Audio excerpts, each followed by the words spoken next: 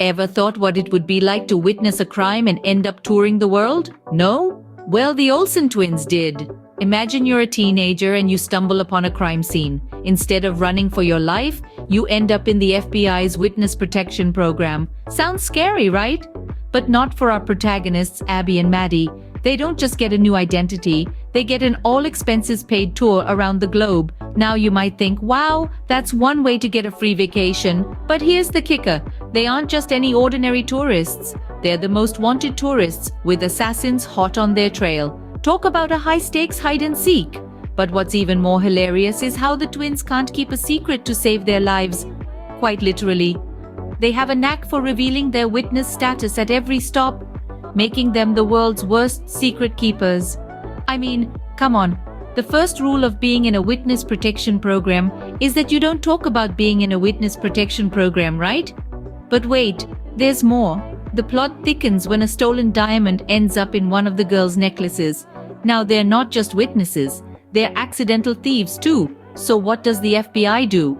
They send them to Sydney, because apparently Australia is the safest place for two girls who can't stop spilling their secrets.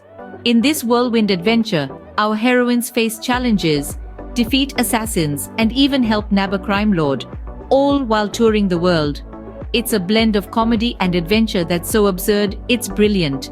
And let's not forget, it's the Olsen twins we're talking about. They could make a documentary about watching paint dry, and we'd still be entertained.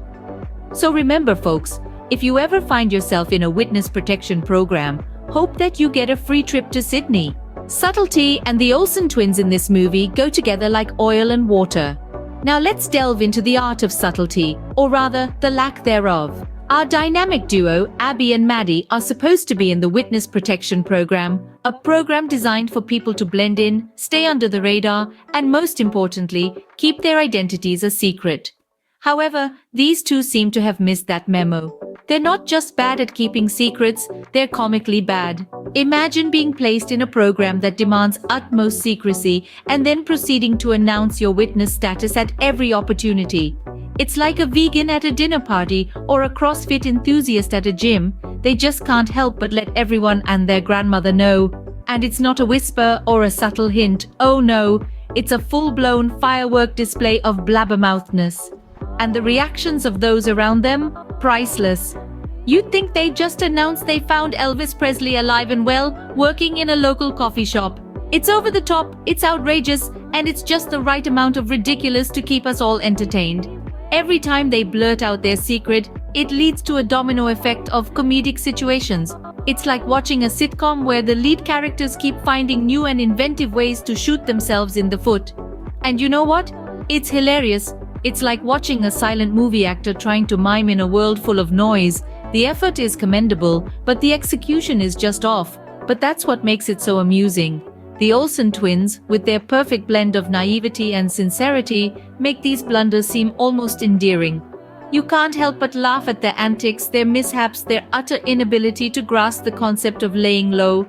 It's a wild ride of slip-ups and goof-ups, and it just adds to the charm of this quirky, offbeat film. You never know what they'll say next, where they'll end up, or who they'll accidentally spill their secret to. It's a constant game of whoops, did it again.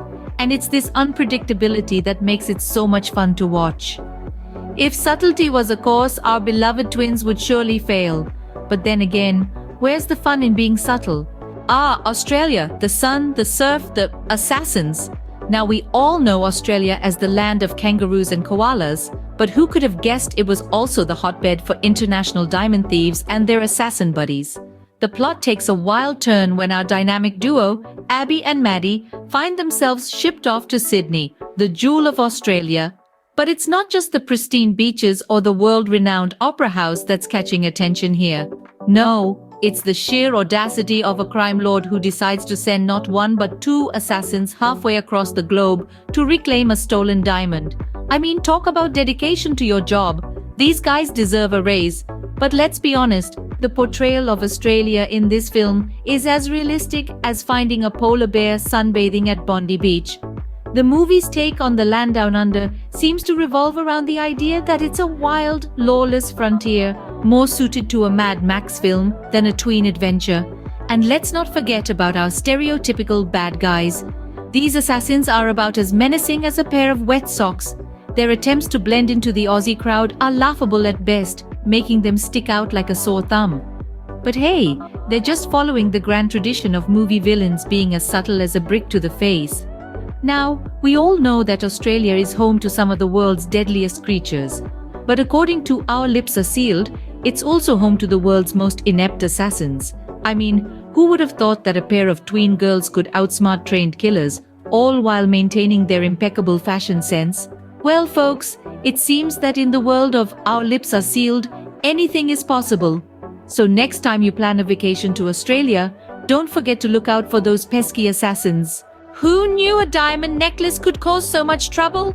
Now, I'm not talking about any old diamond necklace, but the one that somehow found its way into the hands of our favorite twin duo, Abby and Maddie.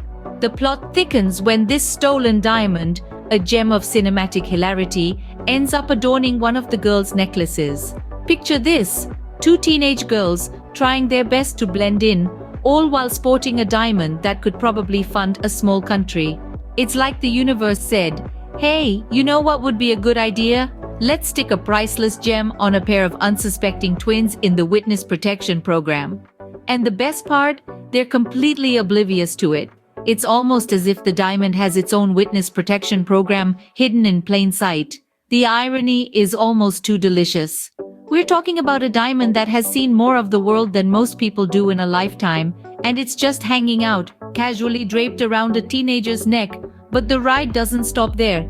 This diamond necklace, a beacon for trouble, leads our dynamic duo into a whirlwind of adventures. Assassins? Check. International crime lord? Check. A trip to Australia? Double check. All thanks to a piece of jewelry. However, amidst all the chaos and near-death experiences, there's a lesson to be learned. Diamonds, as shiny and attractive as they may be, can sometimes be a bit more trouble than they're worth, especially when they're the key to a criminal empire. So next time you find yourself admiring a piece of jewelry, you might want to take a closer look. Who knows, it could be your ticket to an unexpected adventure. Or, it could just be a pretty piece of jewelry. But where's the fun in that? Just remember, folks, always check your jewelry for stolen diamonds. All's well that ends. Well, does it really end well? Let's dive right into the grand finale of Our Lips Are Sealed. So, we're in Australia, the land of kangaroos, the Great Barrier Reef, and apparently crime lords and their bumbling assassins too. Our dynamic duo, Abby and Maddie, have come up with a grand plan. They're going to lure the crime lord to Australia. Now, I must say, this is quite a leap in logic, but hey, who are we to question the strategic genius of teenage twins in a witness protection program, right? So, the crime lord steals the diamond, which somehow ended up in one of the girls' necklaces. I mean, talk about a plot twist. It's as if the scriptwriter was just throwing darts at a board of wildly improbable events. And the crime lord, in a surprising turn of events, tries to harm the girls. Now, isn't that just the cherry on top of this wonderfully chaotic Sunday? But wait, there's more. The assassins who were sent after the girls earlier return. Not to harm them, oh no, they saved them. Yes, you heard it right. The assassins turn out to be the girls' knights in shining armor. And to wrap it all up, the crime lord is arrested and the family can finally return home with half the reward money.